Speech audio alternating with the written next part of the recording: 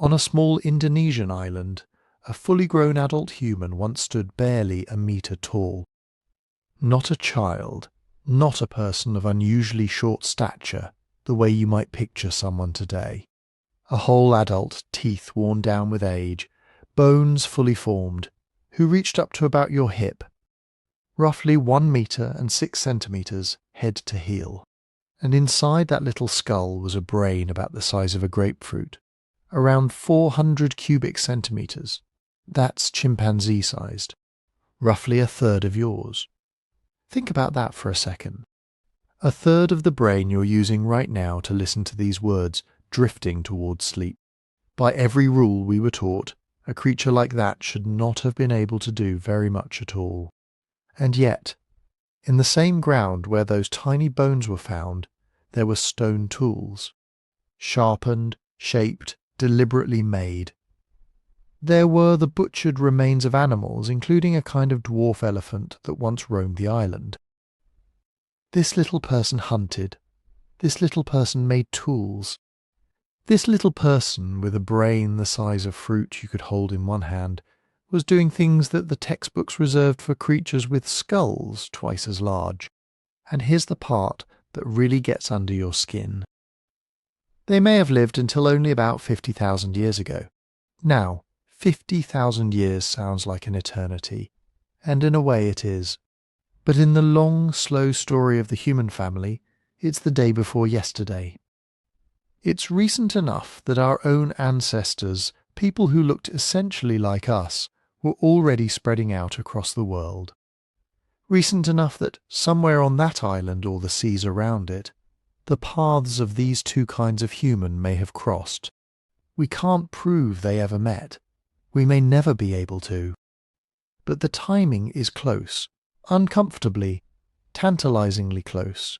So sit with that image, a 1 metre human, with a grapefruit brain, making tools and hunting elephants on a tropical island, while our own kind was already out there filling up the planet. Almost everything about that sentence was supposed to be impossible.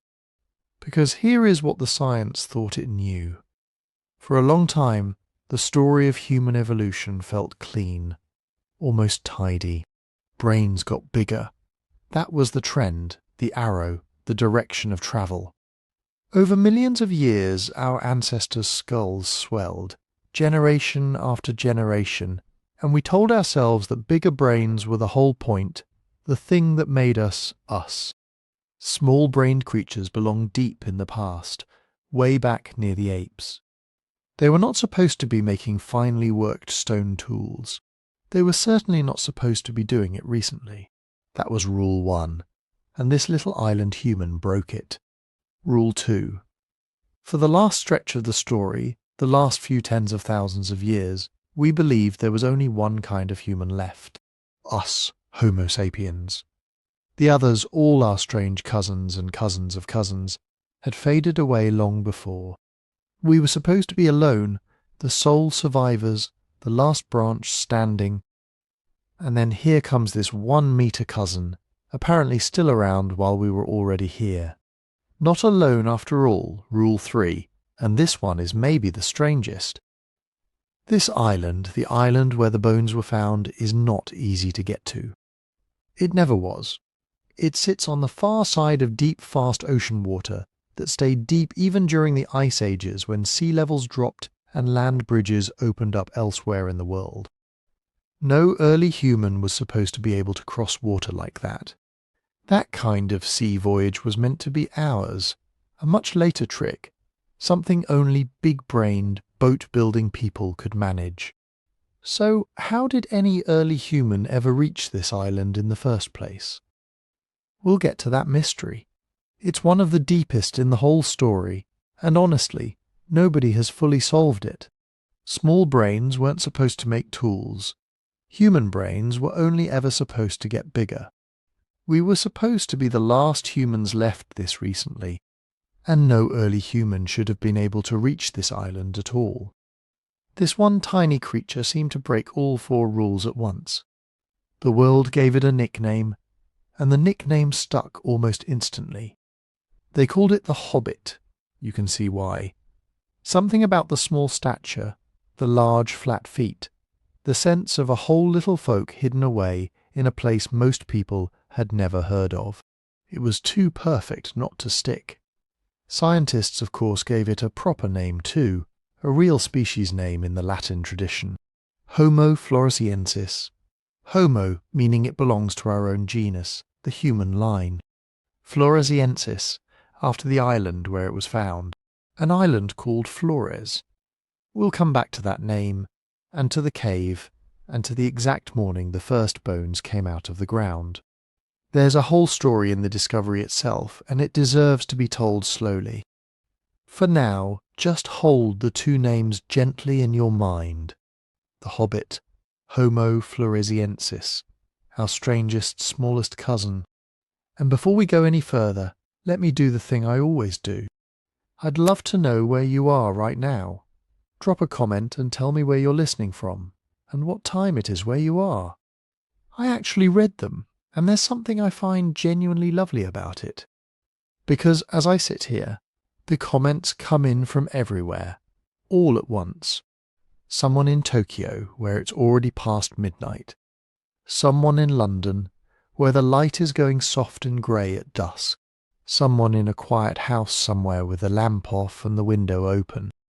All of you scattered across the whole turning planet, listening to the same quiet story about a little human who lived and died on an island a very long time ago.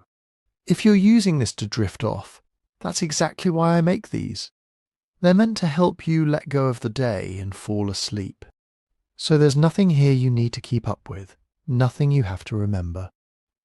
You can follow along, or you can simply let the words carry you down, because that's what we're going to do together over the next while. We're going to take our time. We're going to walk slowly and gently through everything the research actually says about the Hobbit, where the bones were found and the strange morning they came out of the earth, what this little person looked like, down to the shape of the feet and the missing chin, why the discovery caused such an uproar among serious scientists that some of them refused to believe it at all, how you might shrink a human down to a metre tall in the first place. The fierce, and I do mean fierce, debate over whether the Hobbit was ever a real species or just one sick individual, where it might have come from, how long its people lasted, and in the end, why they vanished. There are more questions here than answers. That's part of what makes it so good to fall asleep to. So settle in, get comfortable, let your shoulders drop away from your ears. And let's begin very quietly with the smallest human ever found. So let's go to the place where all of this begins. Not a laboratory, not a lecture hall, a cave. Picture it. You're on the island of Flores, in the east of Indonesia, a long green ridge of land sitting out in warm water, closer to Australia than to Asia, and set back into a limestone hillside there is a mouth in the rock. A big one.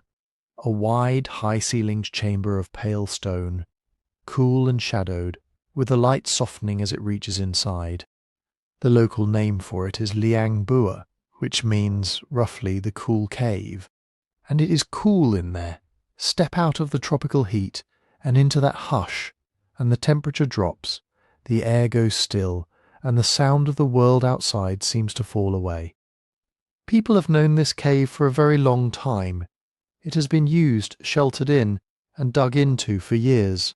This is not some secret nobody had ever found. It's an old, familiar, patient sort of place. The kind of place that keeps things. And in the early 2000s, there was a team working here. A joint expedition, Australian and Indonesian together. And it's worth saying their names softly, because they were about to walk into one of the strangest discoveries in the whole history of our species. And they had no idea. On the Australian side there was an archaeologist named Mike Morwood, a driving force behind the whole project, the sort of person who keeps a dig going through the slow years when nothing much is happening. On the Indonesian side there was Raden Suarjono, a senior and deeply respected figure in Indonesian archaeology, a man who had spent a long career in the soil of these islands. And here's the thing that I find quietly wonderful. They were not looking for what they found. Not even close. Nobody was out there hunting for a lost kind of human. What they were actually looking for was us, modern people. The evidence of the first anatomically modern humans who had come drifting through these islands long ago, island hopping east, on the enormous journey that would eventually carry our ancestors all the way down into Australia. That was the question on the table. When did modern humans pass through here, and what did they leave behind? So they came to Liang Bua because it was exactly the kind of cave that early travellers would have used for shelter. A dry roof, cool air, a good place to stop. They dug. And digging, real digging, is nothing like the movies. It is slow, it is careful, it is a little bit boring in the most beautiful way. They cut deep excavation trenches straight down into the floor of the cave, going meters down through layer after layer of packed sediment, and every layer is a page. The deeper you go, the further back in time you travel. Centimetre by centimetre, bucket by bucket. Brushing, scraping, sifting, noting exactly where everything sits.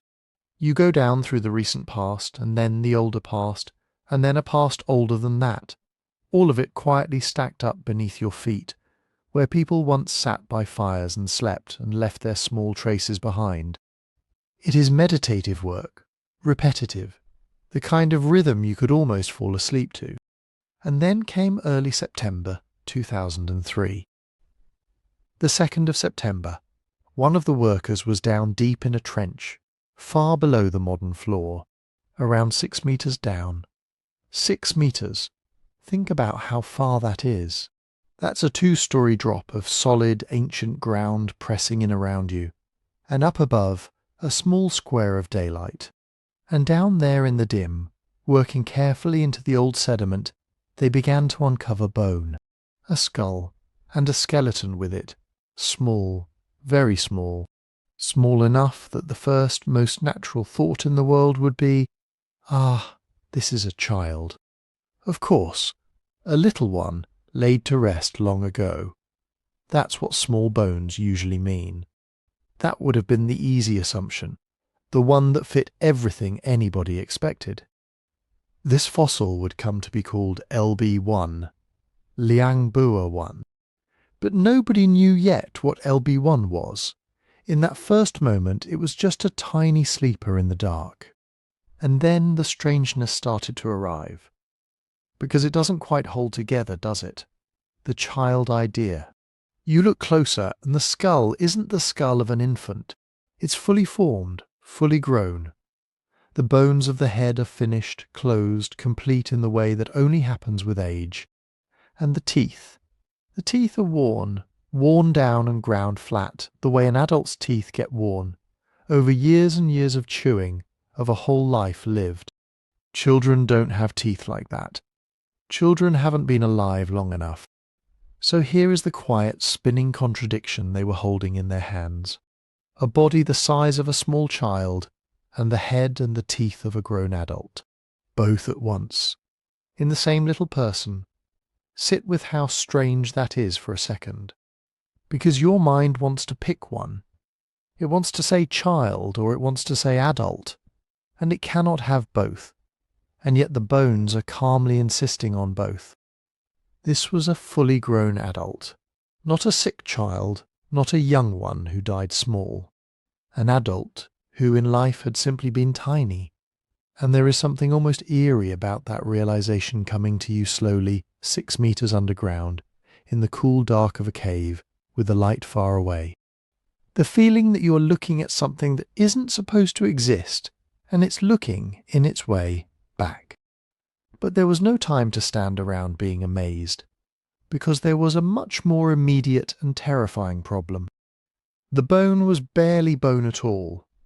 It had been sitting in that damp cave floor for an unimaginably long time, and it had soaked up water, and it had gone soft.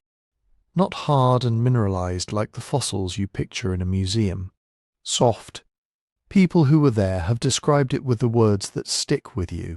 Like wet blotting paper, like mashed potato, something you could push your thumb straight through.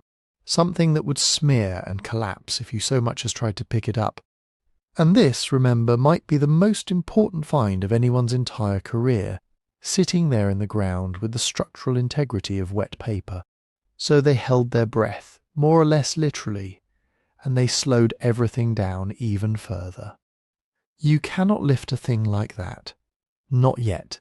It has to be treated where it lies, gently dried, carefully hardened, stabilized, coaxed back towards something solid enough to survive being moved, all while it sits in the trench where it has rested for tens of thousands of years. Imagine the patience.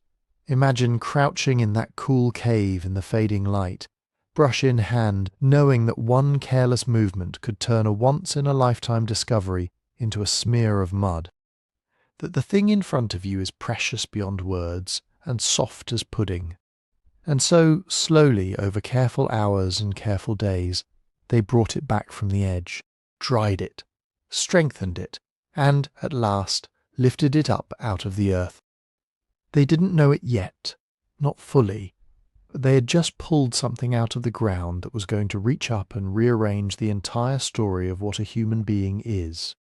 And when they finally cleaned it off and set it down in the light and really looked at what they were holding, it made no sense at all. So what were they actually looking at? Picture the moment. The bone is dry now, cleaned, hardened, resting in the light for the first time in tens of thousands of years. And the people leaning over it are quietly trying to make it fit into some box they already understand. A child, a modern person with something wrong, a dwarf maybe, and one by one, as they turn it over, every box breaks. Let's start with who she was, because she was a she. Researchers studying the pelvis and the skeleton concluded that LB1 was an adult female. Not a boy, not an old man, a grown woman. And when they tried to estimate her age at death, they landed on something like 30 years old. Think about that. A woman in the prime of her life who walked and worked and slept in that cave, who was born and grew up and grew old, if 30 even counted as old for her people, and then lay down in the dark and stayed there, while the whole human world outside changed beyond recognition. Now her size. She stood roughly 1.6 meters tall, about a meter. If she walked into the room you're lying in right now, the top of her head would reach somewhere around the waist of an average adult, and she was light. Researchers estimated her weight at maybe 25 kilograms, around the weight of a large dog or a 6-year-old child. A whole adult woman, a mother perhaps, who you could have lifted in your arms without much trouble. And then there's the number that stops everyone cold. Her brain. You've heard it already, the size of a grapefruit, around 400 cubic centimeters, down in the range you'd expect from a chimpanzee. But here's the part that even the scientists didn't quite expect. It was small even for her small body. When you shrink a body, the brain usually doesn't shrink at nearly the same rate. Little bodies tend to keep surprisingly large brains. Hers didn't. It was smaller than the maths said it should be.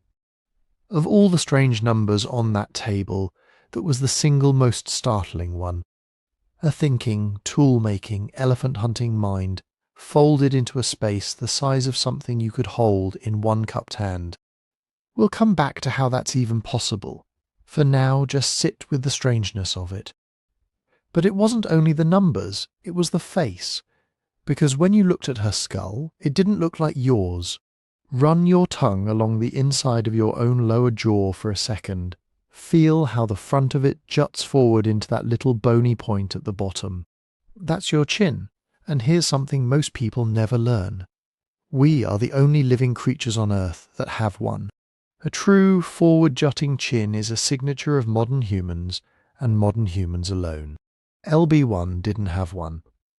Where your chin would be, her jaw simply sloped backward and away, the way it does in far more ancient kinds of human. No chin at all, and it went further than that. Her forehead was low and sloped back, receding, not tall and rounded like ours. Above her eyes sat brow ridges, ridges of bone that we lost long ago. The whole face read as archaic. That's the word that kept coming up. Not deformed, not sick, not childlike. Ancient. It was a face that seemed to belong to a chapter of the human story that was supposed to have closed hundreds of thousands of years before. And yet here it was, pulled out of a layer of mud far too young to make any sense. Then they got to the rest of her, and it got stranger still. Her arms were long. Relatively long, that is, for a body her size, the proportions of someone built along older lines. And her feet. Oh, her feet. This is where it tips over into something almost unbelievable. Her feet were large, long, flat. Strikingly, almost comically long for the tiny legs they were attached to. Imagine a person, barely a metre tall, and then imagine giving her the feet of someone considerably bigger, and you start to get the picture. Feet like that would have changed the way she moved. To clear the ground with each stride, she'd have had to lift her knees high, a kind of odd high-stepping walk, nothing like the smooth roll of a modern human gait. And this is the thing you have to hold in your mind, the thing that made the whole skeleton so hard to file away. She was a mosaic, a patchwork. Some things about her looked almost modern, almost familiar. Other things looked staggeringly primitive, like they'd been lifted out of a creature millions of years older. And all of it, the modern notes and the ancient notes, was assembled into one small, complete, coherent body, not a jumble of mismatched bones. One individual built this way on purpose, by evolution, over an unimaginable stretch of time. So think about what that ruled out, right there on the table. She wasn't a child. The teeth were worn, the skull fully fused, the growth finished. A child was off the table the moment they looked closely. And she wasn't simply a dwarf either, not the way we usually mean it. Dwarfism in modern people tends to produce its own distinctive proportions, a normal-sized head on a shortened frame, a particular pattern you learn to recognize. This wasn't that.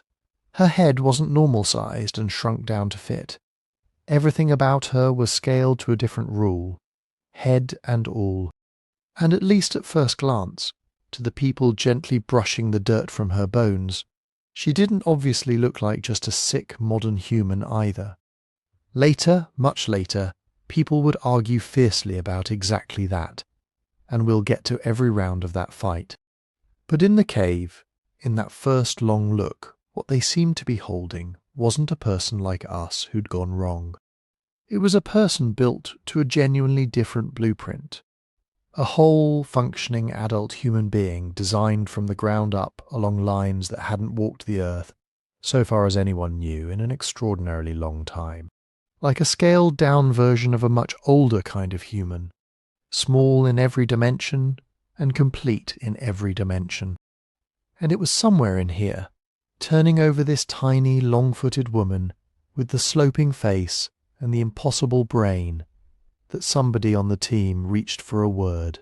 Not a scientific word. Not yet.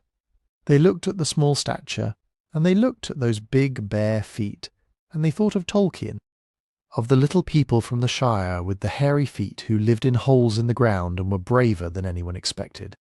And the nickname just landed. The Hobbit. It was half a joke, the way tired people make jokes at the end of a long day. But it fit so well, and it was so warm, and it captured something so true about her, that it stuck, and it would go on to stick to her all the way around the world. But a nickname is one thing. A nickname is what you call something you found. Sooner or later, once the shock had worn off, and the measurements were all taken, and the impossible truth of her had settled in, the scientists were going to have to do something far more serious. They were going to have to decide what she actually was. They were going to have to give her a real name, a proper name, the kind you write down in a scientific journal for the whole world to read. And the moment they did that, the moment they stood up in front of everyone and said what they believed they were looking at, it was going to set off a storm none of them were ready for. So that is exactly what they did. In October 2004, a little over a year after that tiny skull came out of the ground, The team stepped out in front of the whole world and told them what they thought they were holding. They did it in the pages of Nature, which is about as public and as serious as science gets. 2 papers, side by side, landing together.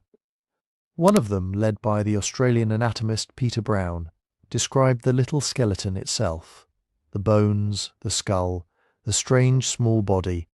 The other, led by Mike Morwood, the archaeologist who had been driving the dig all along, described the world around her, the tools, the animal bones, the layers of the cave that placed her in time. And in those pages Peter Brown gave her a name, not a nickname this time. A real one, the kind carved into the permanent record of our family. Homo floresiensis, the human from Flores. Say it slowly. Homo, the same word we use for ourselves. They weren't calling her a small ape, or an odd chimp, or a deformed person. They were saying, this is one of us, a human, a brand new kind of human that nobody had ever seen before, that no textbook had ever predicted, pulled whole out of a cave on a single Indonesian island. And here is why that quiet little Latin name went off like a bomb. Think back to the tidy story everyone had been telling. The neat picture on the wall of every classroom. Human evolution as a staircase. A smooth climb upward, each step a little taller and a little smarter than the last. Brains getting bigger, always bigger, marching in one direction across the ages until they arrived inevitably at us. It was clean, it made sense, it felt like progress. And this 1 meter tall woman with a brain the size of a grapefruit had just walked straight into that story and knocked it over. Because look at what she broke. The first rule was that brains only ever got bigger, that the arrow pointed one way. But if the team was right, here was a human whose brain had gone the other direction entirely. Small, shockingly small, smaller than some of her own ancestors from 1,000,000 years before. The staircase didn't just have a missing step, it had a step that went down. The second rule was that only big brains built things, that you needed all that grey matter, all that volume, to nap a stone into a blade, to plan a hunt, to think ahead. That was supposed to be the whole point of the big brain. And yet lying in the same layers of that cave, right there beside her, were stone tools. Real ones. Made, the team argued, by hands attached to that grapefruit-sized brain. If they were right, then everything we assumed about the price of intelligence, the idea that cleverness had to be expensive, had to be big, was wrong. The third rule was the loneliest one, and maybe the strangest to give up. We had told ourselves for a long time that we were alone, that for the recent stretch of the story, the last chapter, Homo sapiens had been the only human left on Earth. Every other kind had faded out long ago. We were the last ones standing, the only ones who made it. But if she was real, that wasn't true. There had been someone else. Another human, sharing the planet with us right up until, and this was the fourth thing, the part that made people's skin prickle, right up until frighteningly recently. Not millions of years ago, not some unimaginable dawn of time.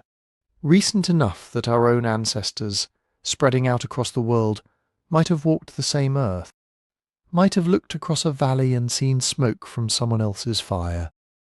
Put all 4 of those together, and you can maybe feel why the reaction was what it was, because this was not a quiet technical announcement that only a few specialists noticed. This was front-page news all over the world. Newspapers in every language ran the story. It became one of the biggest fossil finds in decades, the kind of thing that comes along once in a generation, if that. People who had never read a science paper in their lives were suddenly talking about a tiny human from an island in Indonesia. And the word everyone reached for, the word that stuck, the word the team themselves had leaned into, was Hobbit. Because that is genuinely what it felt like something out of a storybook had climbed off the page and turned out to be real. A little folk, a hidden people, small and secret, living in caves. The kind of thing you were told was pure legend, pure make-believe. And here were scientists in the most respected journal in the world saying, carefully, with all their hedges in place, we think it was real. We think they were really there. Imagine being one of the researchers in that moment. You have spent your career in the slow, patient world of sediment layers and bone fragments and careful measurement. And now the whole planet is looking at your discovery and calling it a living myth. But underneath all the excitement, the headlines and the wonder, there was something much bigger at stake. Because if Homo floresiensis was real, then the entire shape of the human story had to change. That neat staircase, that single clean line climbing toward us. It was wrong. The truth was messier, bushier, more like a tangled tree than a ladder with branches going off in directions we never drew, some of them ending in shapes we never imagined. It meant that being human, the thing we think we understand so well, because we are it, had taken forms we had no idea were possible. That somewhere out on one of those branches, life had tried making a human tiny and small-brained, and set them loose on an island for who knows how long, and it had worked. They had survived for a very long time. That is a beautiful idea. It is also, if you're a scientist, a deeply uncomfortable one, because it is an enormous claim. And here's the thing about enormous claims. The bigger the claim, the more weight it has to carry, and the more people will line up to test whether it can hold that weight at all. Think about what the team was actually asking the world to accept. A whole new species of human, named, defined, written into the permanent record. And the evidence for it at that moment, at the very start, rested mostly on one small skeleton. One skull, one individual, pulled from one cave. That is an extraordinary thing to build an extraordinary claim on, and extraordinary claims in science draw fire. Fast. So not everyone stood up and applauded, not even close. As the news spread, and the papers were read, and the measurements were checked, a different reaction began to gather in certain corners of the scientific world. Doubt. Serious, respected, sharp-eyed doubt. There were experienced scientists, people who had spent their whole lives studying bones and human origins, people who were not easily impressed, who looked at that little skeleton and did not see a miracle at all. They saw a mistake, a big one. They did not believe this was a new species. They thought it was something far more ordinary than that, and far sadder. And they were not going to stay quiet about it. The knives came out almost at once, and the fight that followed would be one of the strangest, most bitter arguments in the whole history of the study of our origins. But that is a story for a little later. For now, just hold this in your mind as you drift. The moment they gave her a name, they didn't settle anything. They started a war. But let's leave that war for a while. It will still be waiting for us later. Every knife still out, every argument still sharp. For now, put it down. Rest your mind on something gentler instead. Because before you can understand the fight over what she was, you have to understand where she was. You have to understand the island itself.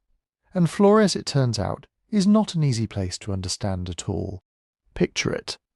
A long, narrow island strung out in the middle of Indonesia, ringed by volcanoes, draped in rainforest, cut through with limestone caves like the one she came from.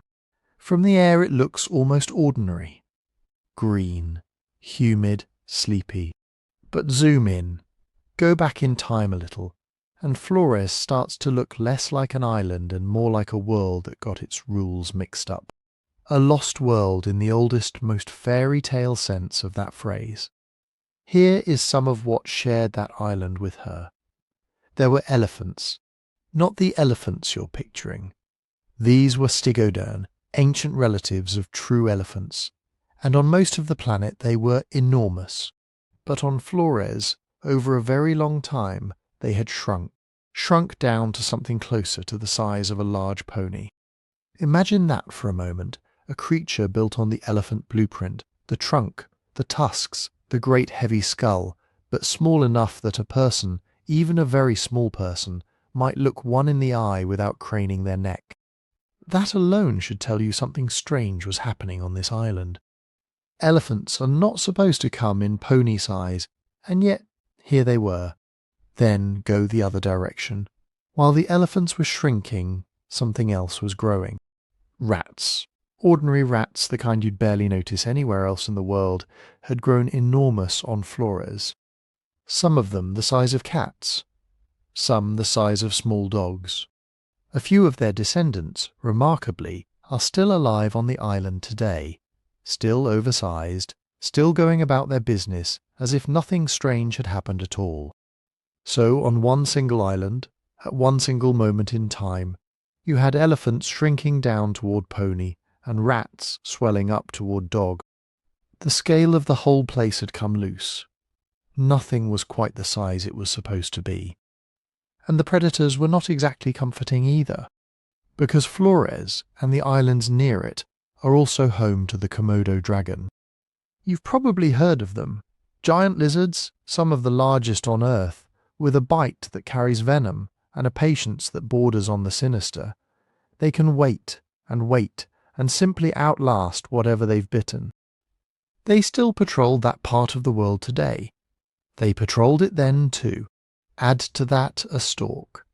Not a stork like the ones you might picture wading through a quiet marsh. A giant marabou stork, now extinct, that stood close to 2 meters tall, taller than most grown men, and towering, almost absurdly, over a person who barely reached a meter. And above it all, wheeling on the hot air, giant vultures. A whole sky and forest floor scaled wrong, in every direction, all at once. So why? Why would one small island produce giant rats and dwarf elephants and oversized lizards and towering birds, all together, all at the same time? Here's the thing biologists have noticed, again and again on islands all over the planet. They call it the island rule, and it goes something like this. Strand animals in isolation cut them off, limit their food, limit their space, and take away most of the big predators that used to keep them in check, and size stops behaving the way it does on a continent. Big animals cut off from the wide world and its abundance tend to shrink. There simply isn't enough food, generation after generation, to keep sustaining something enormous, and a smaller body is cheaper to run.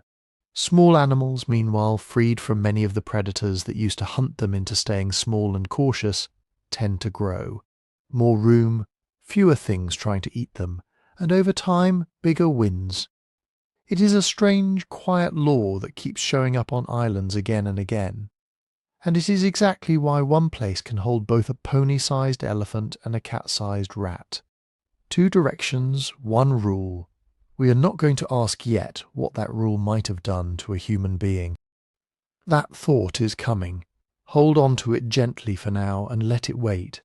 Because there is something even stranger about Flores than its animals, and it has to do with how anything ever got there in the first place. Somewhere out in the seas of that region runs an invisible line. It doesn't look like anything from a boat or a beach. You would never see it. But a 19th century naturalist named Alfred Russel Wallace noticed something odd as he travelled through these islands, cross a certain narrow stretch of water, and the animals on either side change completely. On one side, creatures related to those of Asia. On the other, creatures that feel almost Australian. The change is so abrupt that it doesn't feel geographic at all. It feels like a border drawn by something with intention. Today we call it the Wallace Line, after him. And Flores sits on the far side of it. The wrong side, if you were an early human trying to walk there, because here is the part that should genuinely unsettle you. Flores was never connected to the Asian mainland, not once, not ever, not by any land bridge, not at any point in its whole history, even during the Ice Ages. And we're talking about times when sea levels dropped by hundreds of feet, low enough to link up shorelines all over the world and let animals and people walk between places that are now separated by open ocean. Even then, Flores stayed cut off. Deep, fast channels of water still ran between it and everywhere else. No bridge, no shortcut, no walking there, ever, under any conditions. So how did anything get to Flores at all? The elephants are, in their own way, a little easier to explain, because elephants, it turns out, can swim. Genuinely swim, for long distances, if they have to. Maybe that's how the ancestors of those dwarf stegodon made the crossing, drifting or swimming their way across, generation after generation, until enough of them arrived to start a whole new isolated population. But a human, an early human, with, as far as we know, no boats, no rafts, nothing but whatever their bodies and their wits could manage, somehow crossing open, deep, dangerous water to reach an island that nothing was supposed to be able to reach.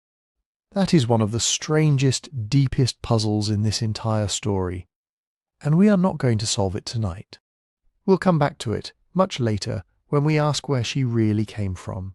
For now, just sit with the island itself, a place cut off from the world by ancient, unforgiving water, a place where the ordinary rules of size simply stopped applying, a place of dwarf elephants and giant rats, dragons and towering storks, ruled by some quiet law that shrinks the big and grows the small. And somewhere in the middle of all of it, stranded, for reason and by means, we still don't fully understand, a population of humans, left there, perhaps for an enormous stretch of time, long enough for the island to start working on them too, the same way it worked on everything else that ever found its way across that water. What that might actually look like, what it takes to shrink a human being, that's where we're headed next. So, how do you shrink a human being? Not with a spell. Not with some sudden mutation that snaps a person down to a meter tall overnight. Nothing in biology works that way, and nothing in this story works that way either. The leading idea among researchers is quieter than that, and slower than that, and in its own way far stranger than anything a fairy tale could invent. The leading idea is that the ancestors of the Hobbit were once a larger-bodied human, something closer to our own proportions, and that once they were stranded on Flores, the island itself went to work on them, slowly, patiently, across an unimaginable stretch of time. The same island rule that shrank the stegodon down to pony size, the same quiet law you just heard about, applied to a population of humans instead of a population of elephants. She is, in a very real sense, the human version of that dwarf elephant. Two branches of the same island, shaped by the same pressure, arriving at the same strange solution. So let's slow down and actually look at how that pressure works, because it's not complicated, even though the result of it is almost impossible to believe. Picture an island with only so much food on it, not a continent, with its endless forests and plains, and migrating herds to fall back on when one valley runs dry. An island, a closed system, a fixed, limited budget of calories, handed out season after season, year after year, and never any more than that. Now picture a body that has to be built and fed and kept alive out of that budget. A large body costs more. It needs more calories just to keep its heart beating and its blood moving. More water, more of everything, every single day, whether food is plentiful that year or not. A smaller body costs less. It can get by on less food, survive a longer stretch of scarcity, limp through a bad season that would break a larger frame entirely. On a rich continent, that difference barely matters. On a starved little island ringed by ocean, it matters enormously. So think about what happens when the lean years come. And on an island, the lean years always come. In a population where body size varies even a little, as it does in any population of anything, it's the smaller individuals who are more likely to make it through those lean years, more likely to still be alive when the rains return, more likely to still be alive to have children of their own. And here's the part that matters most. Those children inherit that same tendency towards smallness. Do that once, and nothing much changes. Do it across a handful of generations, and you'd barely notice. But do it across thousands of generations. Do it for a length of time so long it stops feeling like human history and starts feeling like geology, and the average size of the entire population quietly, patiently collapses downward. Nobody decides this. There is no plan, no goal, no design. There is only the simple, repeated fact of who survives the hard years and who doesn't, playing out an almost unfathomable number of times, until one day the descendants of a full-sized human ancestor stand a little over a metre tall. Now, if that sounded too strange to be real, here is where the hedge turns into something closer to reassurance. Because this is not a one-off. This is not something that happened only once, only on Flores, only to elephants, and only perhaps to her. Shrinking on islands might be one of the most reliable, most repeated patterns in the entire fossil record. On islands scattered across the Mediterranean, Sicily, Malta, Cyprus, there once lived dwarf elephants of their own, and dwarf hippos too, animals that on the mainland were enormous, reduced on those islands to a fraction of their original size. Off the coast of California, on what are now called the Channel Islands, mammoths that arrived as full-sized giants gave rise to a dwarf species barely taller than a large deer. And far to the north, on a remote scrap of land called Wrangel Island in the Arctic Ocean, a population of mammoths held on for thousands of years after their mainland cousins had already gone extinct. And as they held on, they shrank too.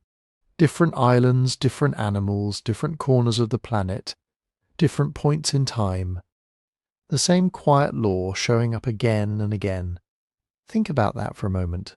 Hippos, animals that on the African mainland wallow at nearly the size of a small truck, reduced on those Mediterranean islands to something you could imagine standing next to without much fear at all.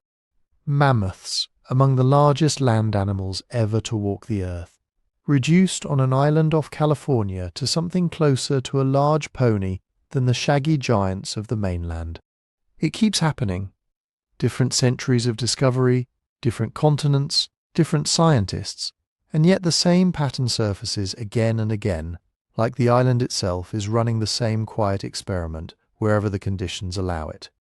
So a shrinking human is strange, genuinely strange, something that unsettles our whole sense of what a human is supposed to be. But the process behind it isn't strange at all. It's almost routine as far as evolution goes. Here, though, is where the story stops being routine and becomes something researchers still argue about.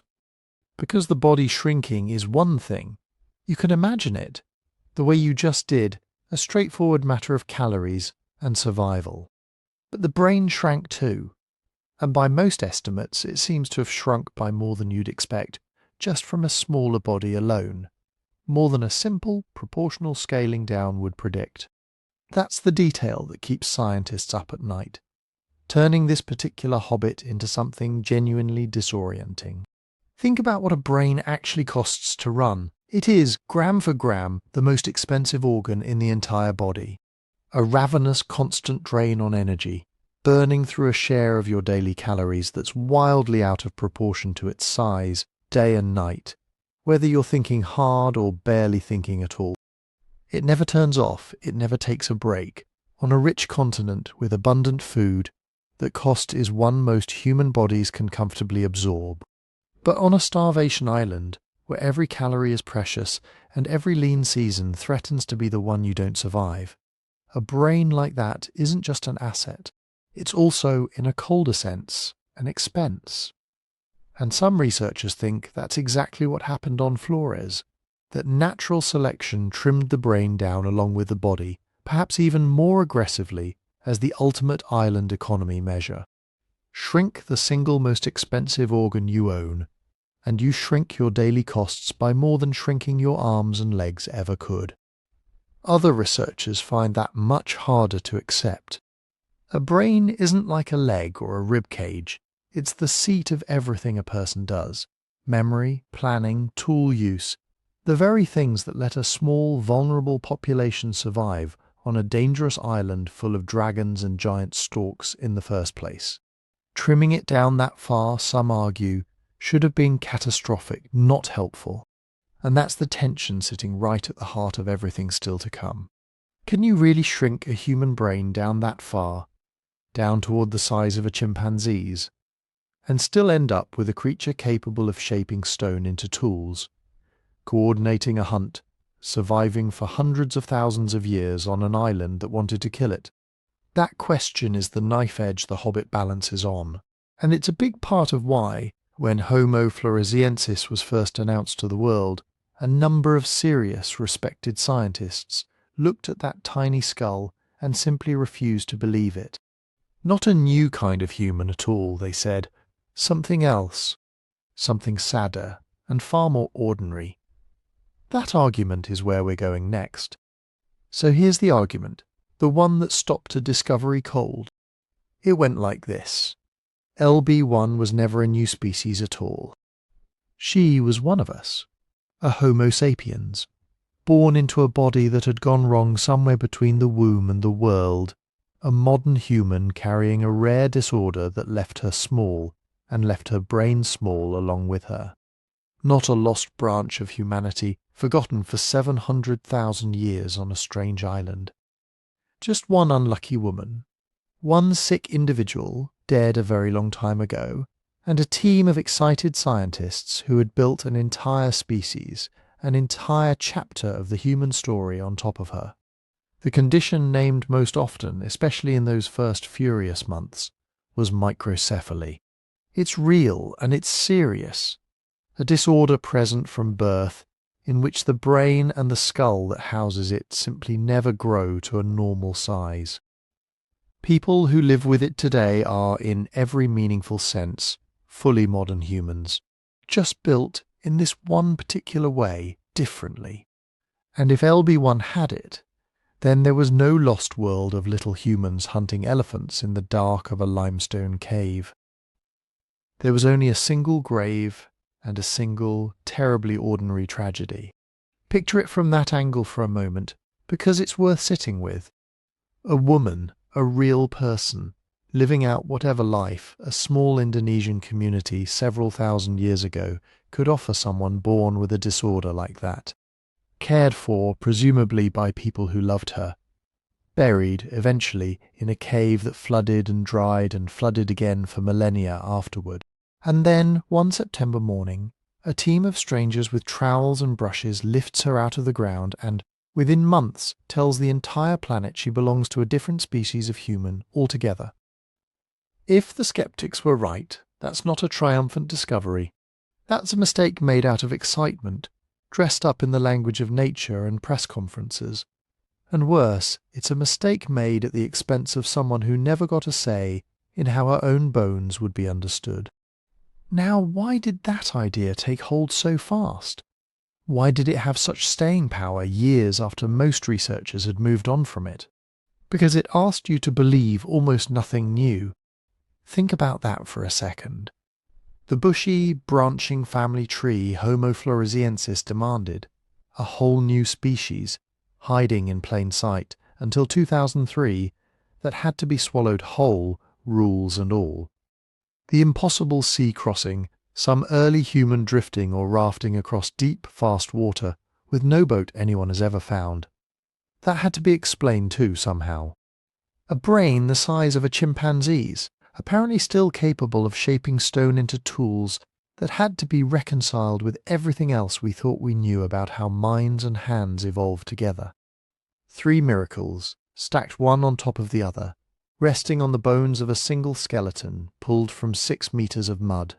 Or there was a woman with a disorder. That's it. No revised textbooks. No impossible voyage.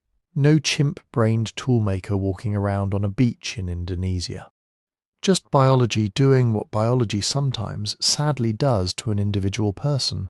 Extraordinary claims, the saying goes, demand extraordinary evidence. And here was a team asking the world to accept something extraordinary on the strength of one damaged skeleton, however careful, and however sincere they had been. The sick human explanation wasn't exciting. It wasn't the kind of thing that makes the evening news. But in science, boring is often exactly what turns out to be true, and the people who reached for it were not being small-minded or cruel. They were doing what good scientists are supposed to do, reaching for the simplest explanation first, and refusing to let go of it easily. The argument needed a face, though, and it found one quickly, in a man named Tuku Jacob. He wasn't some outsider sniping from the sidelines. He was one of the most senior, most respected paleoanthropologists in all of Indonesia, a towering figure in the field for decades, the kind of scientist whose opinion simply carried weight the moment he offered it.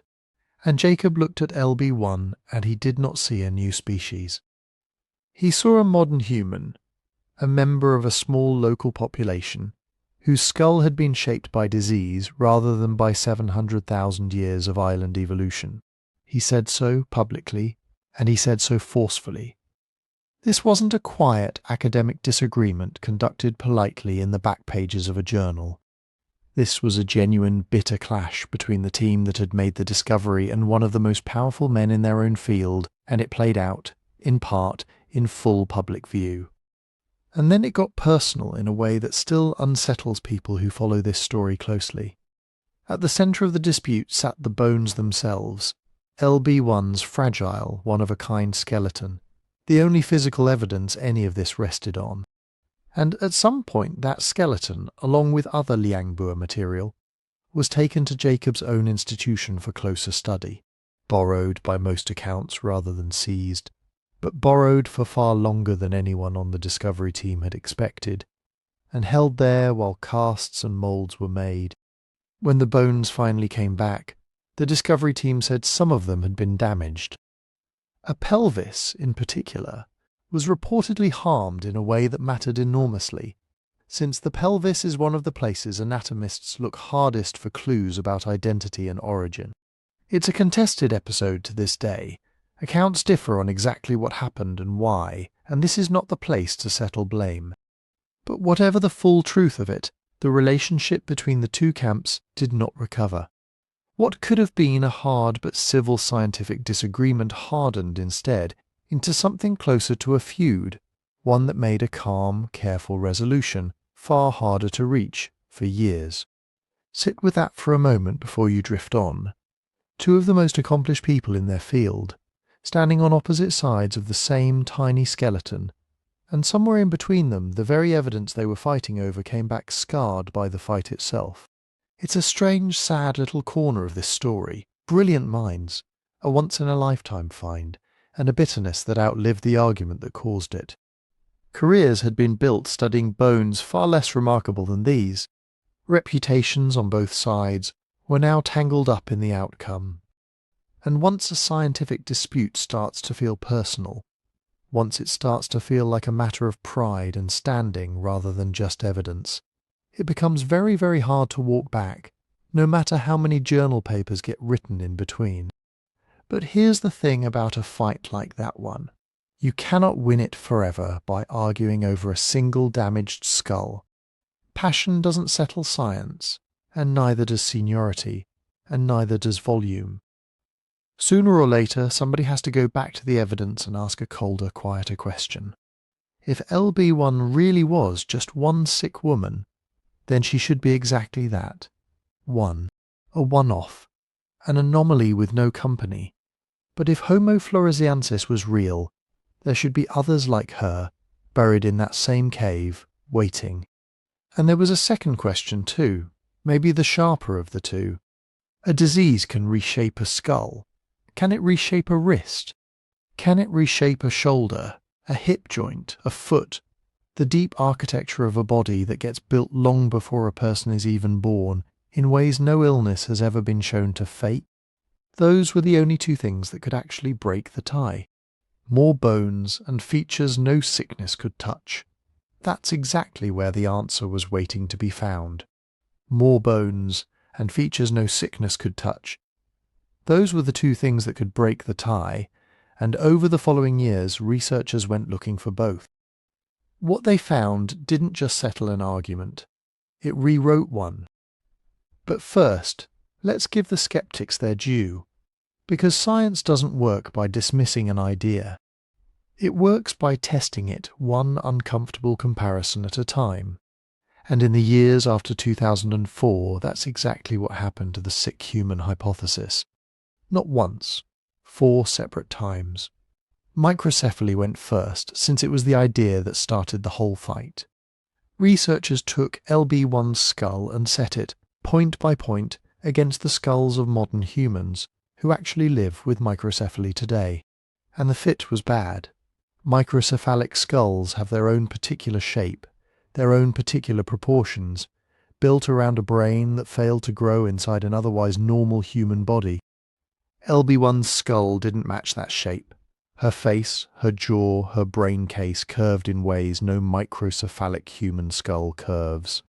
It was close enough to sound convincing from a distance and wrong enough, up close, that most researchers who ran the actual comparison walked away unconvinced. The idea that had launched an entire controversy didn't survive contact with the data that was supposed to prove it. So the skeptics reached for something else. Laron syndrome came next, a rare condition in which the body's cells simply can't respond to growth hormone, no matter how much of it the body makes. People with Laron syndrome are strikingly short, and for a while that made it feel like a promising fit for a strikingly short skeleton. Except Laron syndrome has its own signature, a particular pattern in the skull and the limbs and the face, built up over a lifetime of a body trying and failing to use a hormone it can't read. And when researchers laid that pattern over LB1 again, it didn't hold. Her proportions weren't the proportions of someone with Laron syndrome. They were something else entirely. Then came endemic cretinism, severe hypothyroidism caused by a lifetime of iodine deficiency, the kind that can occur in isolated, mountainous, iodine-poor communities even today. This one had a certain logic to it. Flores is exactly the sort of isolated place where a community could conceivably go generations without enough iodine, and severe hypothyroidism really can stunt growth and affect the skull. But once again, the actual anatomy didn't line up. The specific way cretinism reshapes bone doesn't match the specific way LB1's bones are shaped. And more recently still, researchers proposed Down syndrome, another condition, with its own well-documented skeletal fingerprint.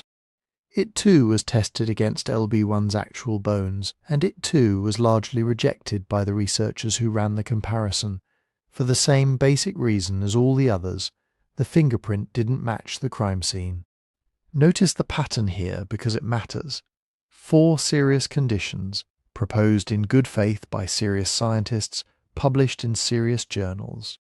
And 4 times the same result. Close, but no match. That's not scientists being stubborn. That's science doing exactly what it's supposed to do, testing an idea against the evidence until the idea either survives or it doesn't.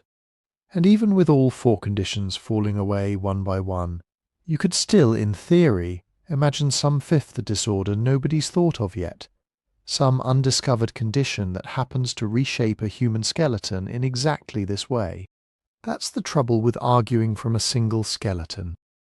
You can never fully rule out the disease nobody's named, which is exactly why the 2 questions from before mattered so much. Because one of them didn't need a name for every possible disease. It just needed more graves. And Liang Bua kept giving up more graves. As the excavation continued year after year, the team didn't just find LB1 again and again in slightly different form. They found other individuals entirely. A lower jaw here, a piece of limb bone there, teeth belonging to people who were unmistakably not LB1, unmistakably small, unmistakably built along the same strange lines. Not one Hobbit, several. A population scattered through the same layers of cave floor spanning generations. Sit with what that actually means for a second.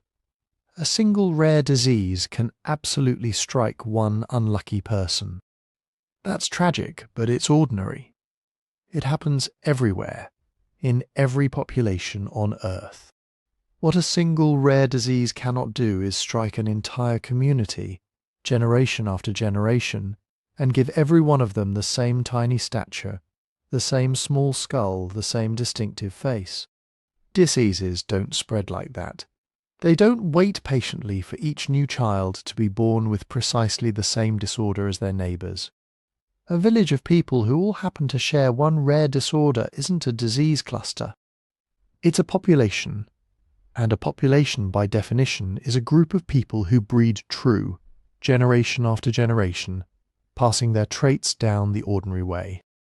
That's not pathology, that's biology working exactly as it should, just on a very small human. That was the first blow, and it was a heavy one. But the second blow went deeper, all the way down into the architecture of the body itself, because researchers didn't stop at counting skeletons. They looked hard at LB1's wrist. Here's why the wrist matters so much.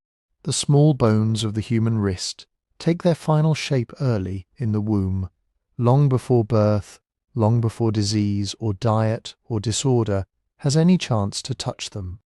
In every modern human being alive, healthy or sick, tall or short, those wrist bones are shaped a particular way. LB1's were not.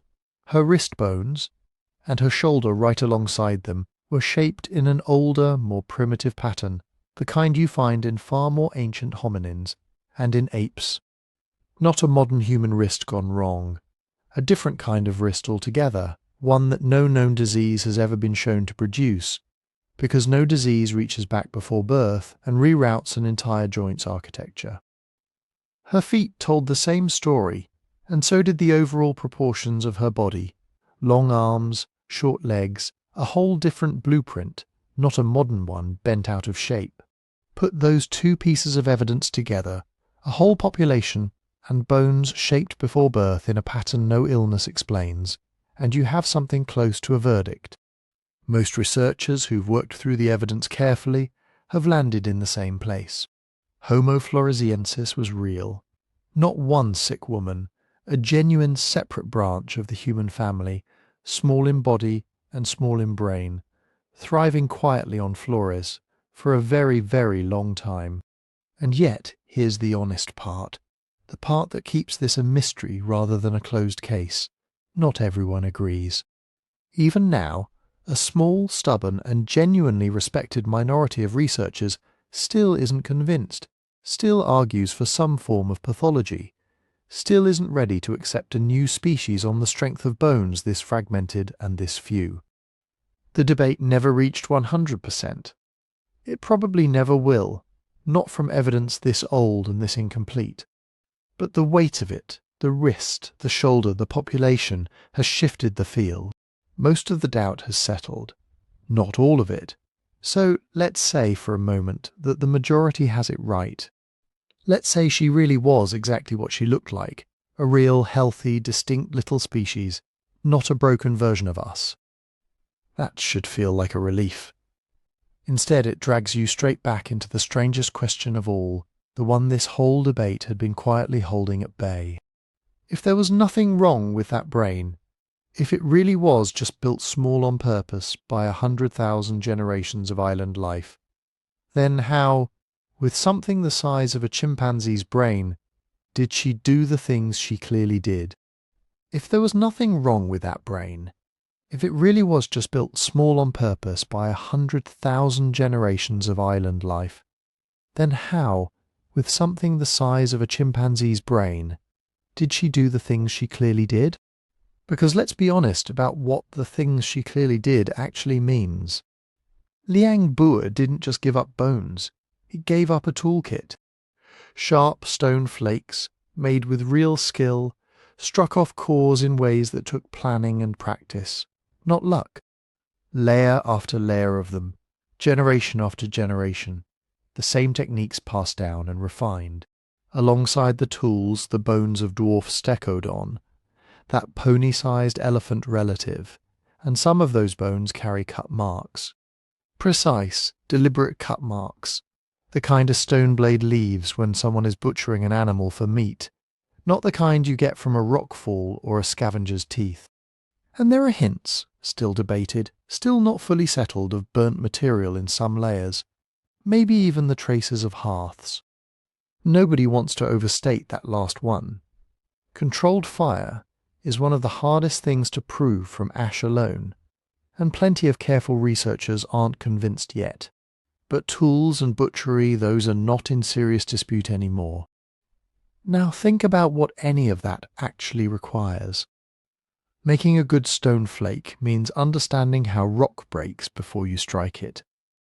Butchering a steak godin means working together, because you do not bring down an elephant, even a small one, even a young one, by yourself with a stone flake in your hand. That takes coordination, it takes patience, it takes something that looks uncomfortably close to a plan. A chimpanzee brain does not do that. Chimpanzees are remarkable animals, and they use tools too, stripped twigs for termites, stones to crack nuts. But nothing in the chimpanzee toolkit, in 100 years of watching them in the wild, looks like a stone blade industry passed down through generations, or a coordinated hunt against a much larger animal, or, possibly, a fire someone chose to keep alive. So here is the puzzle laid out as plainly as it can be. A brain in the chimpanzee size range, producing behaviour that looks like it belongs to something else entirely.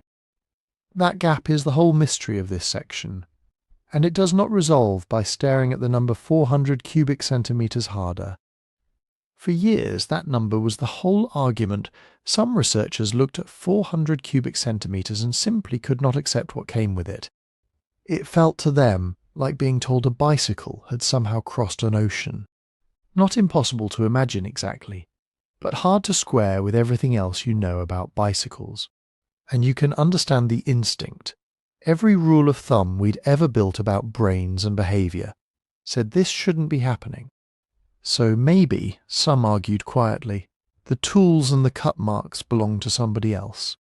Maybe real humans passed through Liang Bua too, dropped their blades, and the little Hobbit skeletons were just an unrelated coincidence lying in the same dirt. It's a fair question to ask, but the tools sit in the same layers as the Hobbit bones, generation after generation, for a stretch of time far longer than modern humans are known to have been anywhere near that cave. At some point, coincidence stops being the simpler explanation, which is exactly why one researcher decided to stop staring at the number and look instead at the shape. Her name is Dean Falk, a paleoneurologist, someone who has spent a career studying the brains of our ancestors, not the brains themselves, which almost never survive, but the space they left behind. When LB1's skull came out of the ground, it still held, packed inside, the memory of the brain that once filled it. Bone doesn't just protect a brain. Over a lifetime, it slowly takes an impression of it, the ridges and folds and swellings pressing their shape into the inside of the skull, the way a hand pressed into wet clay leaves its print behind. Falk's team built what's called an endocast, a careful cast made with scanning and modelling of the inside of that brain case. Not the brain, a ghost of the brain, the last surviving trace of its outer surface. And here's the part that changed the conversation. When Falk's team studied the shape of that endocast, they weren't just confirming that the brain was small. Everybody already knew that. What they reported was that certain regions, especially parts of the frontal lobe, which is deeply tied to planning and initiative, and the kind of executive decision-making that lets you follow a plan through to the end, and parts of the temporal lobe tied to more complex kinds of processing, looked unusually developed, reorganized. Not simply a scaled-down chimpanzee brain. Not simply a shrunken human brain either. Some miniature version of what's sitting in your skull right now. Something with its own architecture, its own internal wiring, built to do more with less. Let that sit for a second, because it's the real reveal of this whole section, and it's bigger than one Hobbit skull. We have spent a long time assuming that brain size is basically a ruler for intelligence. Bigger brain, smarter animal. It feels obvious. It's taught that way. It's the reason the 2004 announcement broke a rule people didn't even realize they believed. But the Hobbit suggests that ruler might be badly miscalibrated. What may matter more than how much brain tissue you're carrying is how that tissue is organized, how efficiently it's wired, which regions got the investment and which didn't. Folk's endocast work hints that evolution on a stranded island with barely enough food to go around may have found a way to keep the parts of the brain that plan and organize and problem solve and let go of the parts it could most afford to lose. A kind of ruthless, elegant economy. Quality over quantity, running on a brain that cost almost nothing to feed. And if that's even partly true, it should unsettle you a little in the best way. We like to tell ourselves that our big brains are the whole reason we're special, the payoff at the end of the story, the thing that finally explains why we, and not some other branch, ended up running the planet. The Hobbit gently pokes a hole in that story. Maybe the big brain was one road to competence. Maybe it wasn't the only road. Maybe on a rain-soaked island cut off from the rest of the world, a very different, very small brain found its own way to get the job done. But here's where honesty has to catch up with wonder. Because we cannot climb inside that skull. Not really. No matter how good the endocast gets, we will never know what it actually felt like to be her. Whether she experienced the world the way you do, whether she had anything like language, whether she felt fear crouched in the dark of that cave, or satisfaction after a hunt, or something we don't even have a word for. All of that is sealed away, gone the moment she died, along with every hobbit who ever lived on Flores. What we have is only what she left behind in the dirt. The flakes she struck, the cut marks on old elephant bone. Maybe, just maybe, the ash from a fire she tended. And what she left behind, for a brain that size, is genuinely, quietly astonishing. So let's take everything we now know, the tools, the cut marks, the strange reorganized architecture packed into that small skull, and do something careful with it. Let's imagine, as honestly as the evidence allows, what a single day in her world might actually have looked like. Let's be honest about what we're about to do. Nobody has a diary from Liang Bua. Nobody recorded a single hour of a single hobbit's life. What we have is bone, stone, and ash, scattered through the layers of one cave, and everything else has to be built by imagination, disciplined imagination, the kind that only lets itself say what the evidence allows. So think of what comes next, less like a documented fact and more like a careful reconstruction, the kind a good detective makes from footprints and fingerprints rather than a confession. It might have gone something like this. Picture yourself waking up in the great cool mouth of Liang Bua, not deep in blackness, but near the entrance, where grey morning light is just starting to find its way in, through curtains of stone. You're a little over a metre tall, maybe 25 kilograms, and this cave is basically the whole world, you know, the place your mother woke in, and her mother before her, generation folded into generation for longer than you could ever count. The air smells of damp limestone and cold ash from last night's fire, and somewhere out past the cave mouth, the forest is already breathing, thick and green and loud, with a jungle's worth of things you cannot see. Outside, Flores in the monsoon is a heavy, dripping, generous kind of world. Warm rain has probably fallen in the night, the kind that turns every leaf into a small drum. The air outside will already be thick with heat by mid-morning, humid enough that it presses on you like a hand. Somewhere beyond the tree line, volcanic peaks hold up the sky, the same restless mountains that built this whole strange island in the first place. Birds you've never learnt a name for are calling back and forth in a code that means nothing to you and everything to them. It is beautiful, it is also, and you never quite forget this, not entirely safe. Some mornings begin with a decision made quietly without much discussion, the way decisions get made among people who have hunted together their whole lives. Today there is a young Stickoden somewhere in the grass beyond the forest edge. A calf, maybe, wandering a little apart from its mother's herd. Even a young one is enormous from where you're standing. A grown dwarf Stickodon might only be pony-sized by elephant standards, small enough for this island.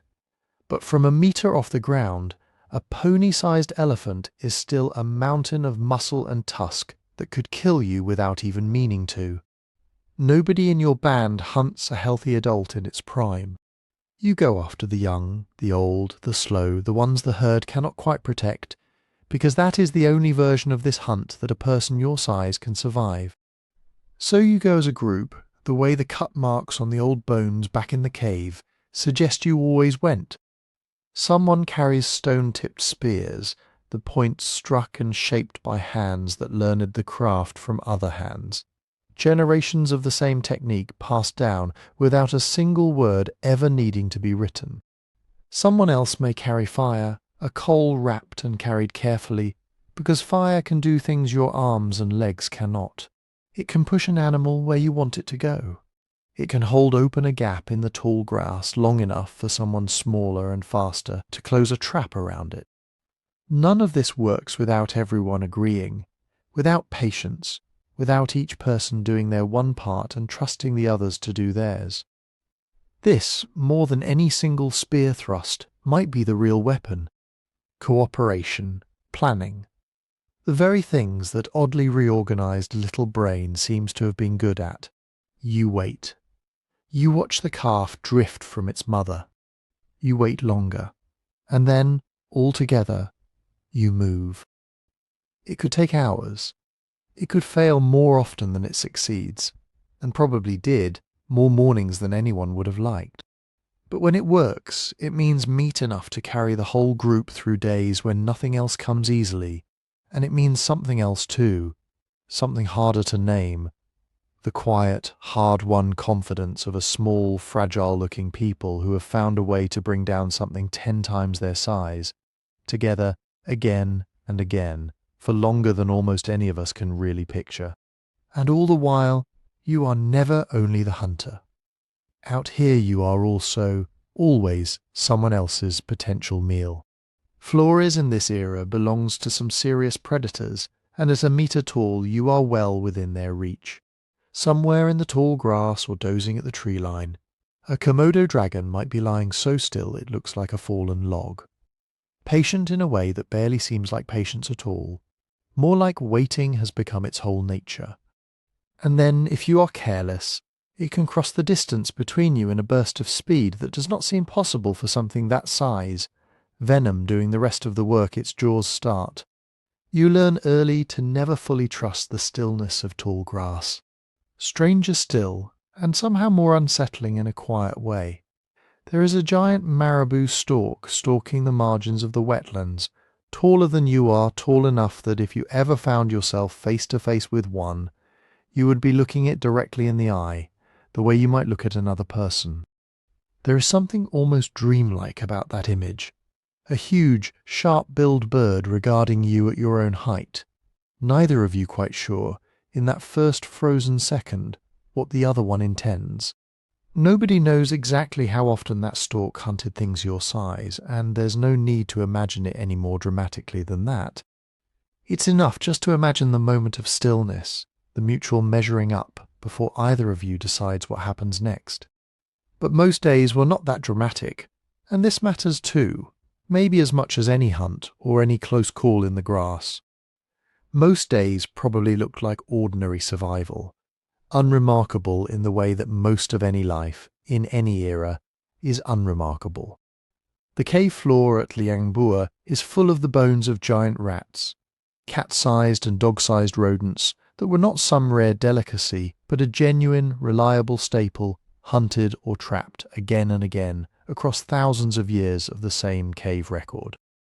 Easier to catch than an elephant, less likely to catch you back. You gathered what the forest offered too, whatever fruit, shoots, and small game the island made available in a given season, because a hunt for something as large and dangerous as a Stickoden calf could never be the only plan for dinner.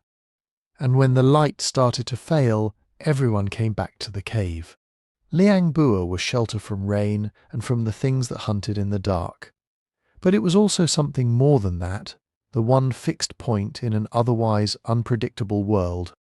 And at its centre every night there was fire, not just warmth against the damp mountain air, though it was that too. Fire that kept the worst of the night's predators at a careful distance. Fire that people gathered around, the way people everywhere have always gathered around fire, close enough to feel safe, close enough to feel like a group rather than a scattering of individuals each facing the dark alone. It's worth sitting with that image for a moment before we move on, because it is, in its own way, the whole story of Homo floresiensis in miniature. A small, clever, deeply cooperative people, no taller than a child by our standards, carving out a life on an island crowded with things built to kill them, generation after generation after generation, for a stretch of time that dwarfs, almost embarrassingly, the entire span of our own species' existence. Nothing about that island's geography, its predators, its enormous animals, or its narrow, punishing food supply suggests it should have been possible. And yet here they were, night after night, gathered around a fire in a cave on Flores, having somehow made it work. That, more than the tools, more than the strange small skull, might be the most remarkable thing the cave has to tell us. So they made it work for so long. Long enough that the fire around which they gathered every night feels less like a single scene and more like a flickering that repeats itself thousands upon thousands of times, generation folded into generation, the way it always had been. But that raises the obvious next question, doesn't it? Exactly how long is so long? When precisely does this story end? And maybe the harder question underneath it, why? Here's where things get strange, because the answer to how long has actually changed, and changed dramatically, since the day this whole story broke. When Peter Brown and Mike Morwood's team first announced their findings back in 2004, one number did as much to stun the world as the tiny skeleton itself. The sediment around LB1's bones dated to somewhere around 18,000 years ago. 18,000. Not 100,000, not 500,000. 18,000 years. Sit with that for a second because it is genuinely staggering. 18,000 years ago, modern humans, people essentially just like you, had already spread across nearly the entire planet. We were in Europe, painting on cave walls. We were deep into the Americas. We were pushing through Ice Age landscapes on nearly every continent Earth had to offer. We were, in evolutionary terms, mere heartbeats away from inventing agriculture, from building the first villages, from starting down the road that leads to cities and writing and everything after. And this whole time, according to that first set of dates, a population of metre-tall humans with grapefruit-sized brains was still quietly living in a cave on a small Indonesian island, hunting baby elephants with stone-tipped spears. Not in some unimaginably distant chapter of the human story, in the same chapter, overlapping with us. That was the claim that made Homo floresiensis feel less like paleontology and more like a rumour you couldn't quite believe, a species so recent it felt like it should have left a memory somewhere, a story, a name. Well, it turns out it probably didn't leave that memory, because it turns out those dates were wrong. Not wrong because anyone lied or rushed or cut corners. Wrong the way honest science is sometimes wrong, the kind of wrong you can only discover by going back and checking your own work harder than anyone else would have. In 2016, a team led by the archaeologist Thomas Sutikna, one of the very same researchers who had helped excavate Liang Bua from the beginning, returned to the cave to re-examine everything. And what they found was humbling. The problem wasn't the bones themselves. It was the ground around them. Caves are not simple tidy layer cakes, where the oldest sediment always sits obediently beneath the youngest. Water moves through limestone caves, it erodes, it redeposits, It carves little channels that quietly carry younger sediment down into older layers, right up against bones that had been resting there for tens of thousands of years longer than anyone realized. That is essentially what had happened at Liang Bua. In the specific area where the original samples were taken, older deposits had been eaten away over time, and younger material had slumped in close beside the fossils, close enough that when the first dates were run, the numbers came back looking far younger than the bones actually were. Nobody had done anything careless. The cave itself had, in a sense, laid a trap. So Sutikna's team fixed it the only way you really can, by refusing to trust the dirt immediately touching the bones, and instead dating the layers that could not lie, the volcanic ash and the calcite, that hard mineral crust that slowly forms over buried sediment, directly above and directly below the fossil-bearing layers. Bracket the bones from both sides with material you can actually trust, and you get a far more honest range. And the corrected picture was almost the opposite of the original one. The skeletal remains at Liang Bua turned out to be somewhere between roughly 100,000 and 60,000 years old, and Homo floresiensis appears to vanish from that cave's record around 50,000 years ago, though the stone tools attributed to them stretch back across a considerably longer span. There's something almost moving about that correction, if you let yourself sit with it.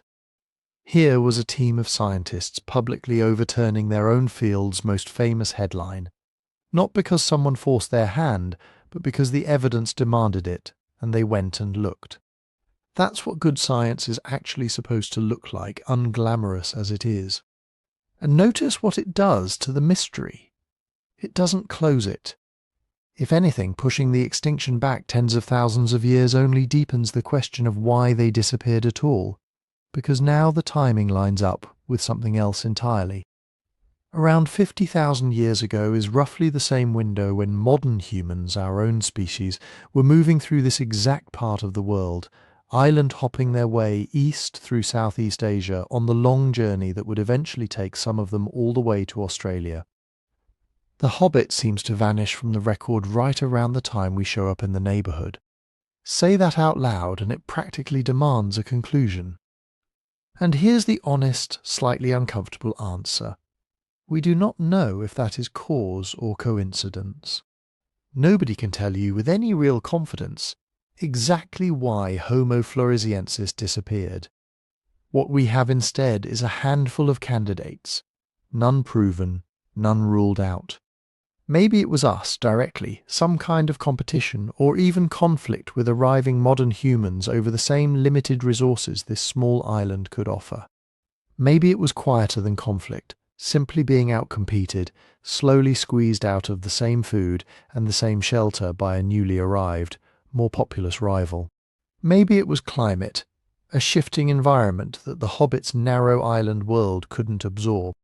And maybe, strikingly, it was something that had nothing to do with any human at all. Flores sits on some of the most volcanically active ground on Earth, and there's evidence of a major eruption on the island right around this same general period, an event that could have devastated the local landscape all on its own. It's worth noting too that the Hobbit wasn't the only one who seems to fade from the record around then. The dwarf Stegodon, that pony-sized elephant relative they hunted for so long, appears to vanish from Flores around the same stretch of time. Maybe it was one of these forces, maybe it was several arriving together, a small isolated world hit from more than one direction at once. Maybe it's something nobody has thought of yet. We are going to leave that question open, because it deserves to stay open. Nobody knows, honestly and truly, why the Hobbit disappeared from Flores. And there's something fitting, even a little haunting, about ending their story on a question mark instead of an answer. But if that's how the story ends, so quietly, so unresolved, it only makes you want to ask the question from the other direction. If this is where they vanished, where on earth did they begin? If this is where they vanished, where on earth did they begin? It's a fair question, and it turns out to be one of the hardest in this entire mystery, because to answer it, you have to go looking for an ancestor. Somewhere out there, long before LB1 ever curled into the dirt of Liang Bua, there was a parent population, a before to this story. And when researchers went looking for that before, they didn't find one clean answer. They found two competing origin stories, both plausible, both argued by serious scientists, and both, in their own way, almost impossible to fully believe.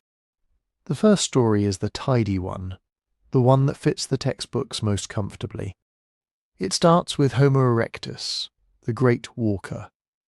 Homo erectus was the first of our ancestors to really go somewhere, the first to leave Africa in numbers and spread itself over more than 1 million years, across huge stretches of Asia. Tall, long-legged, fully human in body, if not quite in mind.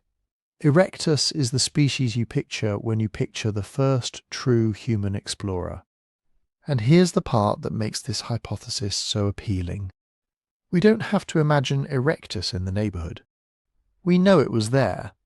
Fossils of Homo erectus have turned up just across the water, on the Indonesian island of Java. Not some distant, hypothetical population, but a real, well-documented one, practically next door to Flores on a map. So, Hypothesis 1 says exactly what you'd expect it to say. Some group of ordinary, full-sized Homo erectus, walking and wading, and maybe rafting its way through the islands of Indonesia, eventually reached Flores, and once there, cut off, isolated, subject to the same brutal island economics that shrank the elephants into ponies. That population did what island populations do. It shrank. Slowly, invisibly, generation by generation, over hundreds of thousands of years, until a species built like us collapsed down into something built like her. Clean, logical, grounded in a fossil record we already have in hand. But then there's the second story, and this one is stranger, and far more unsettling, and it exists for a reason you can't just wave away. Hypothesis 2 says, what if the ancestor wasn't Homo erectus at all? What if it was something older, something that was already small long before it ever reached Flores? Picture not a shrunken traveller, but a traveller who was compact from the very start, something closer to Homo habilis, one of the earliest smaller-bodied, smaller-brained members of our own genus, or more radical still. Something even further back than that, a hominin built more like the little Australopiths, the same general body plan as the famous Lucy, short and slight and ancient. On this version of events, it wasn't Erectus that made the long walk out of Africa and across Asia. It was something much older, much more primitive, moving through the world far, far earlier than any textbook currently claims a hominin did, and its descendants, after an unimaginable amount of time and an unimaginable amount of distance, ended up here on Flores, becoming the Hobbit. If that turns out to be true, it doesn't just add a footnote to the human story. It rewrites the opening chapter. It means someone left Africa long before we thought anyone was capable of it. So why is this even a serious idea? Why would anyone reach for something so radical when the tidy story is sitting right there? Because of her body. Remember the wrist, the shoulder, the primitive features that helped settle the sick human debate once and for all. Those same features are exactly what's driving this second hypothesis. LB1's wrist bones, her shoulder, her feet, the shape of her jaw and the arrangement of her teeth, all of it reads as strikingly, almost defiantly primitive, older looking in some respects than Homo erectus itself. And that creates a genuine puzzle, one that quietly splits the experts. Island dwarfism can shrink a body. Nobody seriously disputes that anymore. We've walked through the mechanism, we've seen the dwarf elephants and the dwarf hippos to prove it works. But shrinking a body is one thing. Regrowing ancient, primitive features that your ancestor had supposedly already lost 1 million years earlier, that's something else entirely. Why would evolution reach backward like that? The Erectus camp has an answer, and it's not a dismissal, it's a real argument. Island isolation, they say, can do genuinely strange, unpredictable things to a body under extreme, sustained pressure. Push a skeleton hard enough, for long enough in a small enough gene pool, and features can emerge that look primitive, that resemble something much older, without actually being inherited from something older at all. Evolution doesn't always move in one clean direction. Sometimes it wanders back into territory that looks like the past, purely by coincidence, purely by the mathematics of a small, stressed, isolated population. On this view, the Hobbit's primitive-looking anatomy is a kind of evolutionary illusion, a Java-born Homo erectus dressed up, after enough millennia on Flores, in features that only look ancient. The deep ancestor camp isn't convinced. To them, the primitive traits aren't decoration. They're a signal. They argue those features are simply too consistent, too fundamental, too deeply woven into her skeleton to be explained away as an island side effect, and that the honest reading of the evidence points further back than erectus, to something smaller and older that made this journey long before the history books say anyone did. Nobody has settled this. Both sides are careful, credentialed, and genuinely persuaded, and the disagreement sits right at the centre of everything else we've talked about tonight. And whichever ancestor it was, Homo erectus or something smaller and stranger, it still runs straight back into a problem we've met before. The Wallace Line. Remember it. That invisible boundary running through the Indonesian archipelago. The deep, fast channel of open ocean that never closed, not even at the height of the ice ages when sea levels dropped and land bridges appeared almost everywhere else in the world.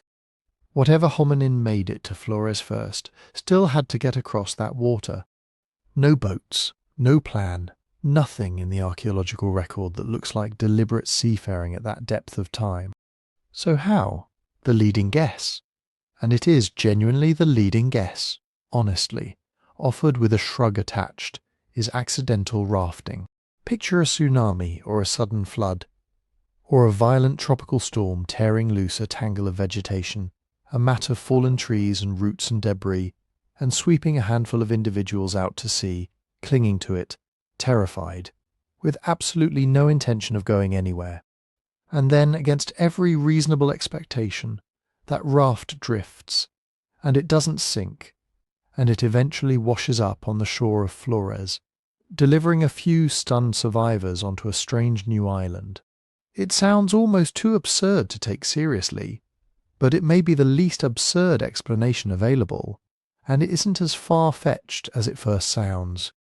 Exactly this kind of accidental ocean rafting has been documented for other animals, carrying small mammals and reptiles across open water to islands they had no business reaching. Sit with what that would actually mean if it's true. A small-brained, small-bodied, supposedly primitive hominin, surviving an open sea crossing it never intended to make, and then somehow surviving on a hostile, predator-filled island afterward, long enough to found a lineage that lasted for ages. That should force you to reconsider what the word primitive even means. Maybe capability was never only about brain size. Maybe endurance, luck, and sheer stubborn survival counted for just as much. So there it sits. Two ancestors, two timelines, two versions of how the human story really began, and no way yet to choose between them from the bones at Liang Bua alone. Because the deepest clues, the oldest fossils, the ones that might finally answer where she truly came from, were never going to be found in that cave at all. They were waiting somewhere else on Flores, buried in far older ground. So picture that other place now, not the cave, somewhere else on Flores entirely, about 70 kilometers from Liang Bua as you travel across the island, in a stretch of country called the Soa Basin. If Liang Bua felt closed and cool and dark, this is the opposite. Open sky, dry eroded badland, cut through with old riverbeds and pale exposed sediment, the kind of ground that looks like it's been peeled back on purpose to show you what's underneath. And what's underneath here is old, far older than anything at the cave. Liang Bua's floor goes back tens of thousands of years. The ground in the Soa Basin goes back hundreds of thousands. In places close to 1 million, nothing about this place looks like it's hiding a secret at first glance. No dripping ceiling, no careful trench sunk 6 meters through soft cave floor. Just heat, dust, exposed layers of rock baking in the open Indonesian sun. The kind of landscape a person could walk straight across without ever suspecting what it was sitting on top of. There's a site in that basin called Mata Menge, and researchers had been quietly obsessed with it for a long time before it gave up its secret. Because Mata Menge had stone tools, small, deliberately flaked pieces of volcanic rock, unmistakably made, unmistakably old, dated to around 700,000 years. And that number alone should stop you.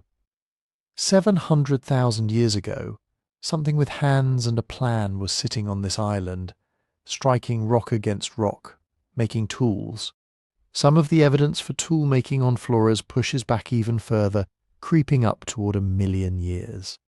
Which means whatever crossed that deep, unforgiving water the Wallace line guards so jealously, it didn't just arrive and survive. It arrived and it stayed, for a span of time that makes the Hobbit's own tenure at Liang Bua look almost recent by comparison.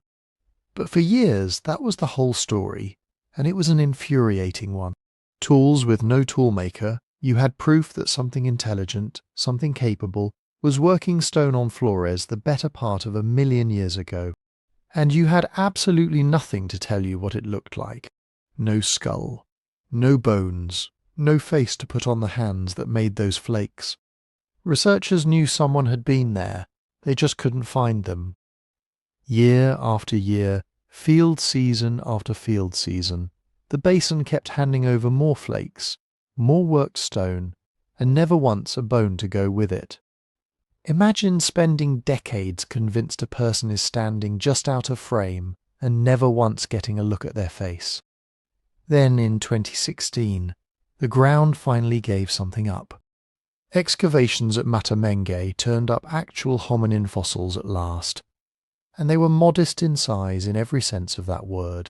A small fragment of a lower jaw, a handful of teeth, tiny enough to nearly vanish in your palm, dated to that same extraordinary age, around 700,000 years old. And here is the detail that should genuinely stop you in your tracks. These fossils weren't some larger, more ordinary-looking ancestor on its way to becoming a hobbit. They were already hobbit-like, already small, if anything, by some measures, a touch smaller than LB1 herself, the very same LB1 who wouldn't curl into the dirt of that cave for another 650,000 years or so. Sit with that for a second, because it changes the whole shape of the story you thought you were being told. You might have pictured the shrinking as a long, slow slide, a gradual, centuries by centuries diminishment that only finished its work right around the time LB1 was alive. That is not what the fossils say. They say the shrinking had already happened early, and it had happened fast in evolutionary terms, and then, astonishingly, once it had happened, it just stayed. Generation after generation for the better part of 1 million years, this lineage on Flores stayed small, not still shrinking, already shrunk, and simply persisting. And then came the discovery that, for a lot of researchers, was the real jaw-dropper. Because in 2024, a team that included the researchers Yusuke Kaifu, Iwan Kurniawan, and Gerrit van den Berg described a new fossil out of Mata Menge. And this one wasn't a jaw or a tooth. It was a fragment of an adult's upper arm bone, the humerus. And when they measured it, compared it, ran it against every hominin arm bone ever recovered anywhere on Earth, they found something almost hard to believe.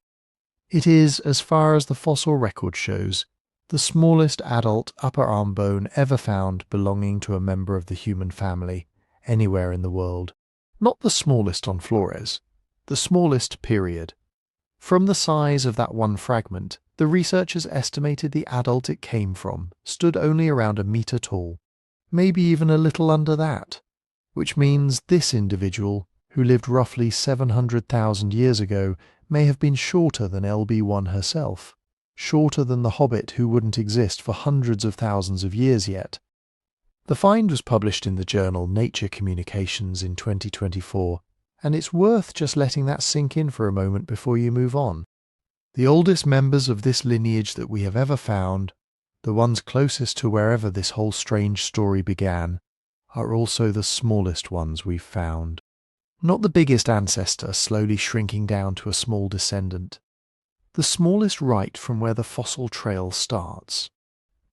So what does all of this do to the two competing stories from before, the ones we left hanging? You'll remember the tension whether the Hobbit descended from Homo erectus, the great walker, shrinking down after reaching Flores, or from something older and stranger still, some ancient, already small ancestor that made an impossibly early journey out of Africa. The Mata-Menge evidence doesn't erase that argument, but it leans on the scale, because when researchers looked closely at the details of those teeth and that jaw fragment, the ones dated to 700,000 years, they found the shape and structure looked in their fine details more like Homo erectus than like some deep, primitive, pre-erectus ancestor. And that has tilted a good number of researchers back toward the tidier of the two stories. Homo erectus, they now suspect, reached Flores and then dwarfed down to something startlingly small unbelievably fast, not over the full sweep of the fossil record, but within a few 100,000 years of first setting foot, or first washing ashore, on the island.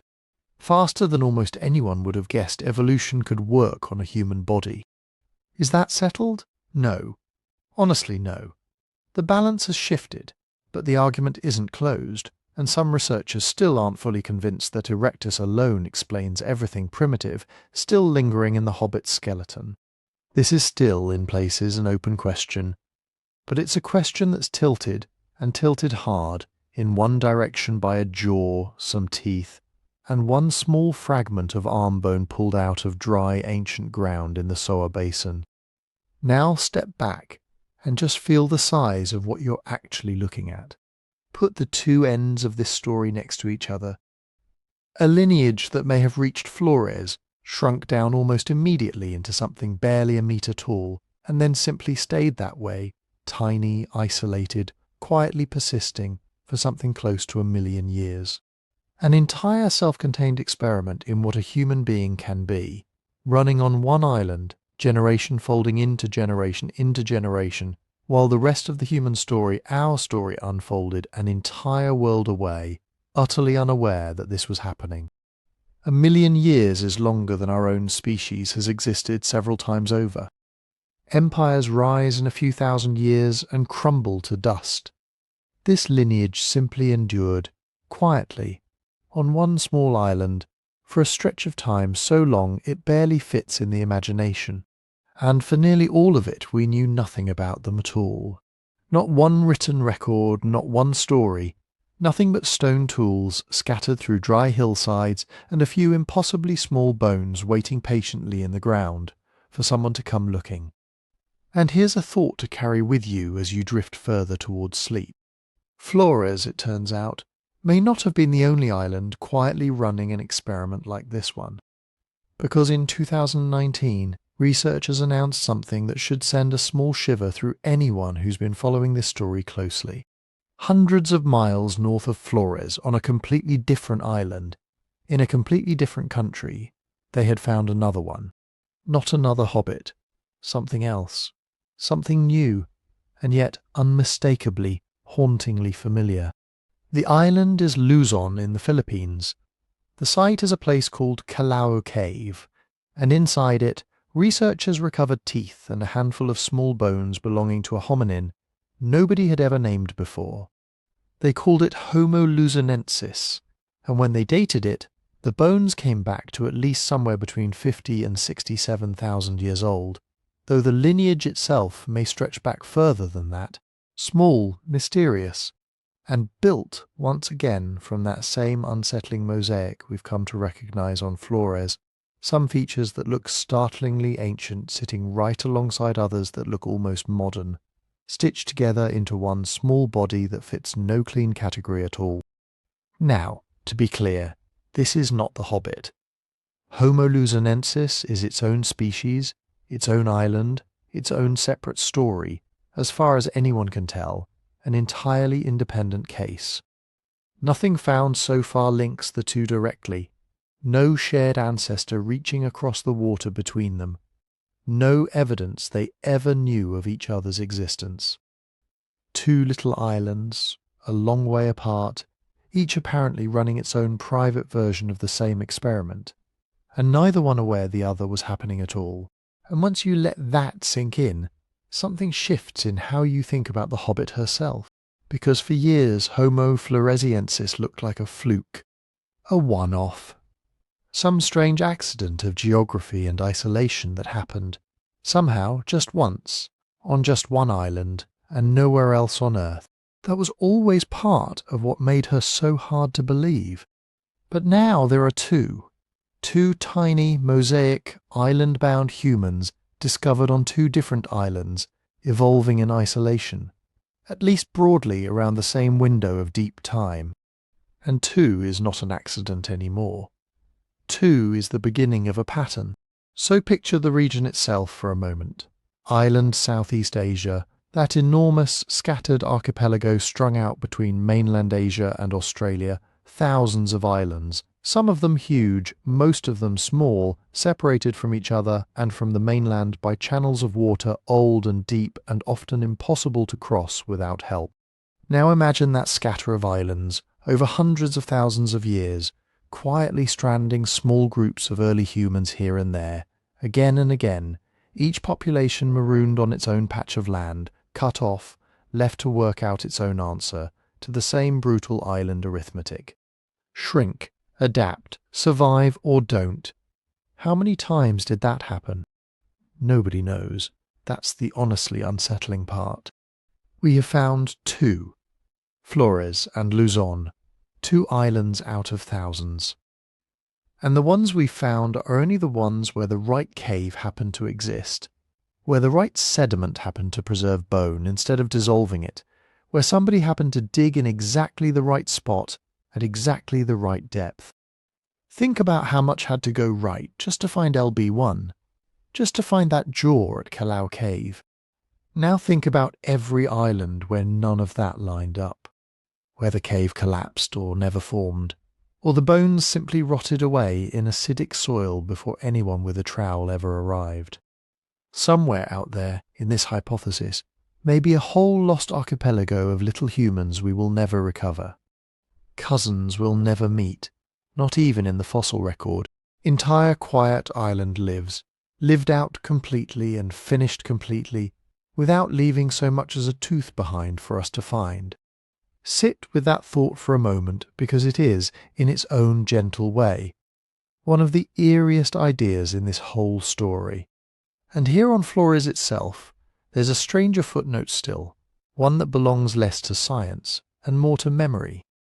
The people of Flores have long told stories, old traditional tales passed down through generations, about creatures called the Ebu Gogo. Small, hairy, human-like, but not quite human. Said to have lived in caves, to have stood short with unusually long arms, murmuring to each other in some strange language nobody else could understand.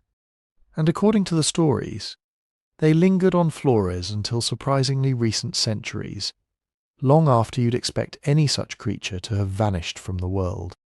Now, let's be honest about what this is and isn't. Researchers are, quite rightly, cautious here, and so should you be. This is folklore. It's almost certainly legend, the kind of half-remembered story every culture tells about small strange people at the edge of the forest, stitched together over generations from imagination, fear of the dark, and the ordinary human love of a good tale. Nobody is claiming the Ebu Gogo are real evidence of a living Hobbit population. That would be a leap the facts simply don't support. And yet, there is something undeniably eerie about where this particular story comes from. Not some unrelated island, not somewhere with no connection to any of this. This exact island, Flores, the one place on the entire planet where we know, with hard fossil proof, that small cave-dwelling, human-like people really did once exist. Maybe it's coincidence. Probably it's coincidence. But it's a haunting one, isn't it? To think that the same patch of earth that quietly hid LB1 for 6 meters of sediment and tens of thousands of years also happens to be the patch of earth where the local stories remember something small living in the caves. There's one more thread here, and it's almost the most human of all. Near Liang Bua today, there are living communities of short-statured people, sometimes called the Rampasaza, and the obvious romantic thought arrives almost before you can stop it. Could they be descendants? Could some thread of the Hobbit have survived quietly in the blood of the people living closest to the cave right now? Geneticists actually asked that question directly, studying the DNA of the Rampasasa around 2018, and the answer came back clear. No, the Rampasasa are modern Homo sapiens, fully genetically, no different in their deep ancestry from any other human population. They are not descendants of Homo floresiensis. Their short stature evolved on its own separately, far more recently, through its own ordinary evolutionary pressures, nothing to do with the Hobbit at all, which is, if you think about it, its own quiet kind of marvel. The same island, Flores, producing dramatic small stature, not once, but twice, in 2 completely unrelated branches of the human family, at 2 entirely different points in time, as if the island itself has a rule it applies to whoever ends up living there, regardless of who they are or when they arrive. The island rule reaching forward across hundreds of thousands of years and touching us too. Which brings us gently to the question this all leaves hanging in the air. Because remember the timing. Modern humans, people just like you, were spreading through this exact region right around when the Hobbit disappears from the record, somewhere near 50,000 years ago. Which means, somewhere in that overlapping window, is it possible our ancestors and the Hobbit ever crossed paths? Stood on the same beach, looked at each other across a fire, one of them a little over a meter tall? We have no proof of that. No shared campsite, no fossil of the 2 side by side, nothing solid to point to and say, here, this is where it happened. It may never have happened at all, but the timing leaves the door open, just slightly, and it's almost unbearably poignant to imagine walking through it. Somewhere maybe once, a modern human and a Hobbit stood close enough to see each other. And if it happened, no one wrote it down, no one remembered it, and the moment simply dissolved into the deep, patient dark of time, the same dark you're drifting toward right now. And maybe that's the right note to end on, that dark. Not as something frightening, but as the quiet place where almost every story like this one eventually goes to rest. Because we've come a long way together, you and I, from a tiny skull 6 meters down in a cool cave to a whole lost archipelago of little humans we may never find. And now at the very end it's worth pausing to ask what all of it actually means. Not the dates, not the bones, not the arguments, what it means for you lying there in the dark, one small human among 8 billion, listening to the story of another. Here's the biggest thing for a very long time. We told the story of ourselves as a ladder. You've seen the picture. A hunched ape on the left, and then a parade of figures marching rightward, each one a little taller, a little straighter, a little smarter than the one before, until finally there's us, upright and clever at the far end, the finished product, the point the whole thing was climbing toward. One long line, marching upward, every rung an improvement on the last. And the Hobbit, quietly, without ever meaning to, takes that ladder and breaks it. Because the truth she reveals isn't a ladder at all.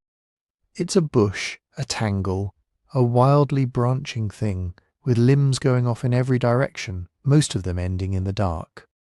For nearly the whole span of the human story, there was never just one kind of human walking the earth. There were several at the same time, sharing the same planet, breathing the same air, under the same moon. A tall striding one in Africa, others scattered across Asia, Something small and mysterious up on Luzon, and a metre-tall grapefruit-brained cousin hunting elephants on a faraway island for hundreds of thousands of years, while all the rest of it went on. We were never the lonely tip of a single climbing line. We were one branch among many on a crowded, tangled tree. And here's the humbling part, the part worth carrying with you into sleep. We are not the end point of anything. We are not what it was all building toward. We are simply the branch that happens, for now, to still be here. The one twig left green on a bush that once had many. And once you really feel that, once it settles into you, the Hobbit stops being a curiosity and becomes something closer to a mirror. So let yourself sit one last time with the central marvel of her, a person you could have looked in the eye without bending down very far, a person barely a metre tall, lighter than a 10-year-old, carrying a brain no bigger than a grapefruit. And that person, that small, clever, stubborn person, did not merely survive on one of the most dangerous islands imaginable. She thrived there. Her kind held that ground through Komodo dragons and monsoons and hunger and the slow grinding turn of the ice ages, not for a lifetime, not for a few thousand years, but very likely for the better part of 1,000,000 years. Sit with that number because it's almost too big to hold. 1,000,000 years. Our own species, Homo sapiens, every pharaoh and philosopher, and everyone you have ever loved has been on this earth for a fraction of that. By the only measure that the deep past really respects, the cold, patient measure of how long you last, the Hobbit was not a failure, not an evolutionary dead end, not a lesser draft of a human. She was one of the most successful kinds of human that ever lived, longer than us, steadier than us, and gone now while we're still here to marvel at her. Let that be humbling. Let it be gentle. There's no shame in it. Only a kind of quiet respect across an enormous gulf of time. And then there's everything we still don't know. And this is the part I want to leave in your hands as you drift off, because I think it's a comfort, not a frustration. We don't know for certain where she came from. We don't know how her ancestors crossed that deep, dark water to reach the island in the first place. We don't really know how a brain that small did the things it so clearly did. And we don't know, not truly, why in the end they vanished and left the island to us. So many open doors, so many questions with no answer at the bottom of them yet, and maybe never. And I know we're taught to treat that as a failing, a gap, a problem still waiting to be solved. But lying here in the quiet, at the end of a long story, I'd ask you to feel it differently. There is something deeply soothing about a story that keeps its mysteries. Something restful about a world that is still, even now, deeper and stranger than we have managed to explain. The Hobbit is a reminder that the ground beneath us is still full of secrets, that we have not figured everything out, that there are wonders still down there in the dark, waiting, patient, in no hurry at all. And neither, right now, are you, because here is the last thread, and it's the one that runs straight from that island to the pillow beneath your head. Somewhere out there, across almost 1,000,000 years of time, there was a small, clever, stubborn relative of yours, making a life on a green and dangerous island, under stars a little different from ours. She is part of your story, not your ancestor, not your grandmother down the line, but family all the same, another branch on the same ancient, wondrous, half-hidden tree that you're sitting on the very tip of, right now, in the dark, warm and safe, and almost asleep. One small branch, one quiet twig, connected by the thinnest and most patient of threads to everything that ever tried to be human. And if you've drifted this far with me, if this is the kind of thing that helps you let go of the day and sink towards sleep, then let me ask you something gently, the way I always do. If you liked this, tap the like button. It genuinely helps these find other people who need them at night. Maybe subscribe, so the next one comes and finds you here in the dark when it's ready. And if you feel like it, Leave a comment and tell me where in the world you're listening from and what time it is there right now. I love reading them. It's Lisbon just past midnight, and Sydney in the grey before dawn, and someone in a quiet kitchen in Toronto with the lights low, all of you scattered across the whole slowly turning planet, quietly sharing the same story in the same dark at the same time. There's something lovely about that.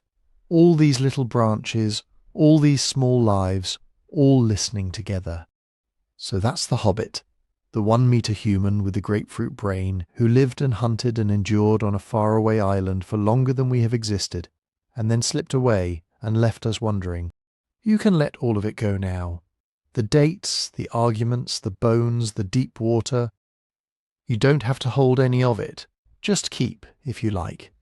That one small warm thought as you go, that you're not the end of anything, only a branch on an old and wondrous tree, in a world still full of quiet mysteries. Sleep well, I'll be here, with another story, the next time the dark gets long.